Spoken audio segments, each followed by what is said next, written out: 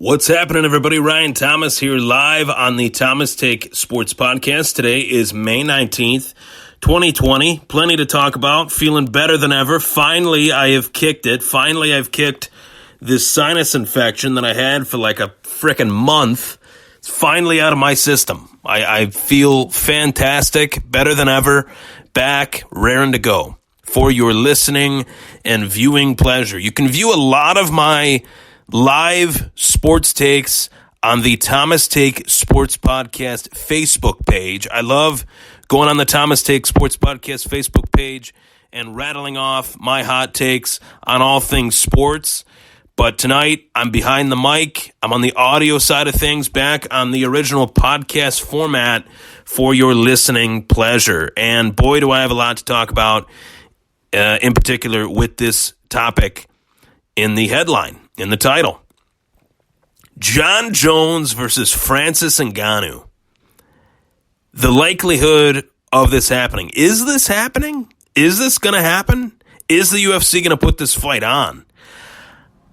I'll dive into that and much, much more. Before I dive into that, folks, I want to let you guys know as well that you can follow me on Twitter at Ryan Thomas Take, and you can follow me on Instagram at Ryan Thomas Take. One thing I love is interacting with the viewers and listeners of the show, whether they agree with me, whether they disagree with me. I love interacting with everybody. So as long as they're respectful, I love interacting with everybody. So thank you so much for tuning into the show. This is a show that's been going on for the last almost 5 years now. And as the show has grown, I have grown in a wide variety of ways. As the show has grown, my name has grown as well. And it wouldn't happen without you guys tuning in. So I really appreciate everything, the support, the emails, the comments, the tweets, the questions that I ask for on my Instagram story. Greatly appreciate just every bit of social interaction between my listeners and myself. So with that being said, let's dive into it. The Ultimate Fighting Championship is such a hotbed of news right now because it is really the only sport that's going strong. The UFC just wrapped up 3 events in a week's time. UFC 249 as well as a fight night event on Wednesday, which saw Glover Teixeira dismantle Anthony Lionheart-Smith in a fight that I did not see that coming. I'll be the first to admit I was way wrong, and a lot of people were way wrong. Beyond the second round, Anthony Smith got very tired, and Glover Teixeira was able to put on his veteran game hat and make it happen. And he won that fight fair and square in the most methodical, dominant way that I have seen from a UFC vet in quite some time against a young lion and Anthony Smith. And really, what's next for Anthony Smith? I'll dive into that a little bit at the end. As well, Walt Harris falls to a defeat against Alistair Overeem. Really unfortunate under the circumstances that were heavily publicized by the UFC, almost at a squirmish level. Obviously, Walt Harris coming off the worst tragedy in his life and in the lives of anyone. It's the worst fear for a father to lose their daughter the way that Walt did. Anaya Blanchard, Walt Harris's daughter, was murdered. He had to take some time off, rightfully so. And this was his first fight back, and it was a fight that he was winning early on in the fight, landing a solid combination that dropped Overeem, got a little bit overzealous, and the veteran gamesmanship once again coming into play here came to fruition in this fight as well, with Alistair Overeem really neutralizing Walt Harris. Within that first round, he makes it out of that first round alive. Second round, he finishes things. He finishes Walt Harris via TKO. A real great win for Alistair Overeem. Back to the drawing board for Walt Harris, but I expect him back and better than ever in his next fight. But for now, take some time to emotionally heal, mentally heal, and I can't wait to see a fight. Walt, you're a real hero in the eyes of many people, whether they're MMA fans or not. You made a hero out of yourself on Saturday night. So let's dive into the headline. Let's dive into the title. The fact that there is real chatter everywhere in the MMA Twitter sphere that Jon Bones Jones, the UFC light heavyweight champion, will possibly be taking on Francis Ngannou, who is right now the number one contender in the UFC heavyweight division to the title.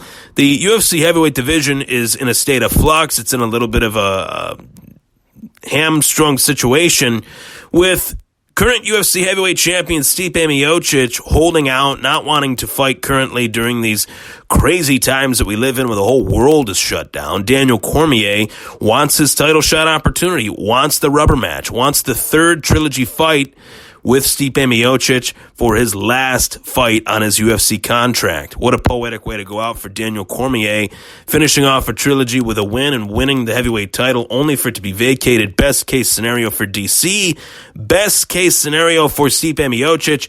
He defends the title once again against DC and caps off the winning 2-1 record within the trilogy, winning 2 fights in a row against the former UFC heavyweight and UFC light heavyweight champion Daniel Cormier, retiring Daniel Cormier with 2 consecutive losses to the same fighter.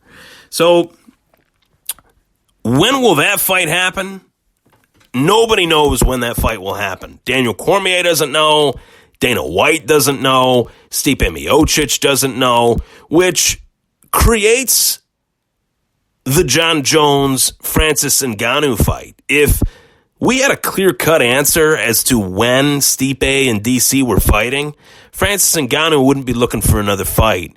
He would hold out, wait for the winner of that fight, and obviously fight the winner, fight for the title. He is more than deserving of a title shot. Even though he lost his last title shot against Stipe, he has been on a complete tear inside the UFC heavyweight division. He's got a 26-second knockout in his most recent fight at UFC 249 versus Jared Rosenstruck on Saturday, May 9th, 10 days ago. And all that training, all that preparation, all that work to get prepared for Jared Rosenstruck in the last 26 seconds, Francis Ngannou is in a position where not only does he not know when Stipe and Daniel Cormier are going to do business, but when is Francis Ngannou going to get the title shot? And if it's not going to be anytime soon, Francis Ngannou is as fresh as a daisy, being that obviously, as I just mentioned, he's coming off of a 26-second knockout performance, 26 seconds, 26 ticks into the fight. So he can fight. And the UFC needs fighters right now that can fight now more than ever. During the situation that we are in, the UFC is trying to get as many fighters to fight as possible, put on as many fights with really not much concern over rankings or matchups or anything like that. The UFC just wants to be this well-oiled machine that's just churning along. But if you have the opportunity to make a fight that can perk the ears up of every fan, that can get the juices flowing of every fan, you do it. At any circumstance, in any circumstance, at every which turn, you leave no stone unturned trying to make a fight that is a once-in-a-lifetime fight, a fight that people have talked about, a fight that people have wanted, that's been in the underground forums of mixed martial arts, Jon Jones versus Francis Ngannou. And this fight is really interesting on a multitude of levels. Jon Jones has hinted for years that as the UFC light heavyweight champion, as soon as he feels as if he is done and satisfied as far as cleaning out the UFC light heavyweight division, he would move up a weight class. He would move up to heavyweight and try to attain the UFC heavyweight crown, try to win the UFC heavyweight title. And that's always a sexy idea, especially when you're talking about a dominant champion like Jon Jones. But it's no secret to anyone that Jon Jones has had his trials and tribulations outside of the octagon, which have stunted his MMA career. At one point, it was believed that he'd be suspended for 4 years. Ultimately, he wasn't, obviously. So now Jon Jones feels as if he has this new lease on life within his career. He's coming off of 2 straight very, very close fights against 2 guys that not many know about. Thiago Santos and Dominic Reyes. The hardcores would know that these are 2 very tough and durable fighters that can pose problems for virtually anyone on any given night, including Jon Jones. Yet Jon Jones comes away with very thin margins of victory against both fighters. So rather than Jon putting his skills to the test against a light heavyweight that he might barely beat and actually lose stock, the opportunity for Jon Jones to get a new lease on life by trying to gun at the UFC heavyweight title, not just gunning for the UFC heavyweight title, but trying to take out the number one contender in the weight class, is hot, is very, very, dare I say, sexy news. And for Francis Ngannou, he's waiting for a title shot opportunity. Well, you could even make the case that arguably a bigger fight than fighting Stipe for the heavyweight belt, than fighting Daniel Cormier for the heavyweight belt, is a fight with Jon Jones. Jon Jones and Conor McGregor are the two biggest stars in the company. So for Francis Ngannou, this is a win-win as well. But will this happen? That's the bigger question. I have laid out my reasonings as to why Jones should take the fight. Obviously, if he can take out the number one ranked UFC heavyweight, number one contender, he's next in line for a title shot. Even with one fight at heavyweight, Jon Jones has defended that UFC light heavyweight belt more than anybody. He's one of the biggest names in the sport. He's the biggest name in the sport with a championship title, mind you. Conor McGregor might sell more pay-per-views. Conor doesn't have a belt. Jon Jones does. Jon Jones would leave the UFC light heavyweight division, obviously would still have a belt wrapped around his shoulder for promotional purposes, but probably be forced to vacate that UFC light heavyweight title. And with that vacating of the title, I almost said vacation, with Jon Jones vacating the UFC light heavyweight title and fighting Francis Ngannou, that doesn't take away what he did for the UFC light heavyweight division. So with a win over Ngannou, he's right there fighting for the UFC heavyweight title, probably against Stipe. But here's where things get interesting. Right there. I say probably against Stipe. If Daniel Cormier beats Stipe Miocic and has the heavyweight title, will he walk away? Or will he fight Jon Jones with the heavyweight strap for the third and final fight of Daniel's career? Third and final fight between Daniel and Jon Jones. If Jones gets past Ngannou, would this be the third and final fight of a trilogy between DC and Jones, which Jones obviously has the leg up in both of those bouts? With a 1-0-1 record, technically the second fight was a victory for Jones, but was reversed as it was found that Jones tested positive. I have my suspicions as to whether or not Daniel Cormier will ever fight Jon Jones again, given all that they went through, competing against one another, and all that Daniel Cormier went through, only to be just completely flabbergasted by the actions of Jon Jones outside of the octagon. The UFC 200 thing, the post-UFC 214 stuff, with Jon Jones just taking a big crap on the sport of mixed martial arts by spewing his reputation everywhere, unfortunately. But if Francis Ngannou wins this fight against Jon Jones, is there a bigger name in the UFC than Francis Ngannou? And dare I say it, if Francis Ngannou were to beat Jon Jones and knock him out, and beat Jon Jones the way that he's beaten everybody, by knocking Jon Jones out, by knocking out all of his opposition, he's a bigger name than Conor McGregor. Conor McGregor beat Jose Aldo. Conor McGregor beat Eddie Alvarez. Conor McGregor went 10 rounds with Floyd Money Mayweather. But Conor McGregor never, to this very minute, he never has beaten anybody with the name of Jon Jones. If Francis Ngannou does that, he's the biggest star in the UFC. You talk about the heavyweight division being the division that the casuals watch, the heavyweight division being the most illustrious division, whether it be in boxing or MMA. It's the most illustrious division in combat sports, period, whether it's Bellator, UFC, WBO, WBA, IBF, you name it, boxing. The heavyweight division is the division that everybody grew up on.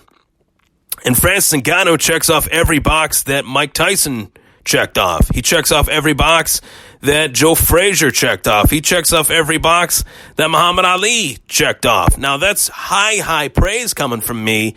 And you guys will listen to this and say to yourselves, what has Francis Ngannou done to earn that? Well, he would definitely earn that if he does knock out Jon Jones.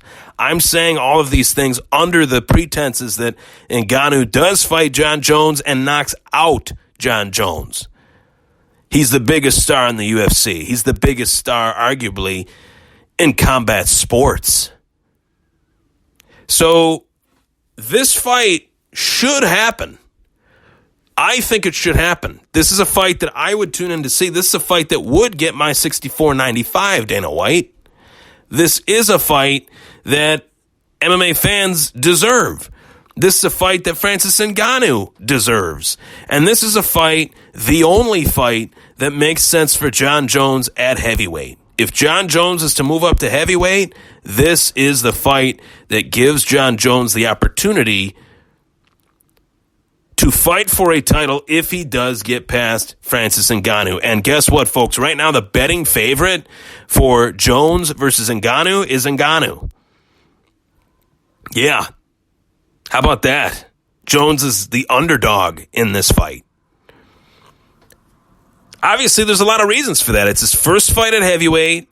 Francis Ngannou is a destroyer, and Jon Jones has gotten through the 2 out of the last 3 fights by the skin of his teeth against Thiago Santos and Dominic Reyes. Even dating back to the Anthony Smith fight, yeah, he did beat him up for 5 rounds. There were moments in that fight where Anthony Smith took the best shots that Jon Jones was throwing.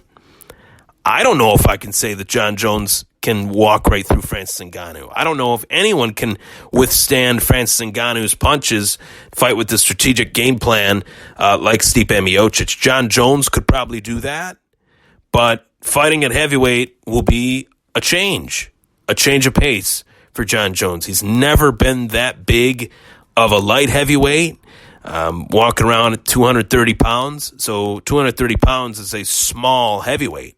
He's going to have to bulk up. So I look forward to seeing this come to fruition when and if it ever does. I hope it does. This is a fight that should happen. This is a fight that I have to demand for. With my platform, I have to continue to demand for this fight. And I'm not saying that my platform reaches the offices of the UFC. I'm not even saying that it reaches the offices of Bellator. What I am saying is the more we demand a fight, any single fight, the more likely it is to happen. The fans control the sport of MMA in the ways that boxing fans could never control boxing. Boxing will only put on the fights that the business of boxing allows for. MMA, you get the fights that the fans want to see. I'm Ryan Thomas. That was the Thomas Take Sports Podcast. Jones versus Ngannou. Is it possible? Is this going to happen? For more of the Thomas Take Sports Podcast, you can tune in on Apple Podcasts, Spotify, SoundCloud, Google Podcasts. Everywhere you want to listen to this podcast, you can find it. It's out there. Much appreciated. Stay safe. God bless. And go Bills.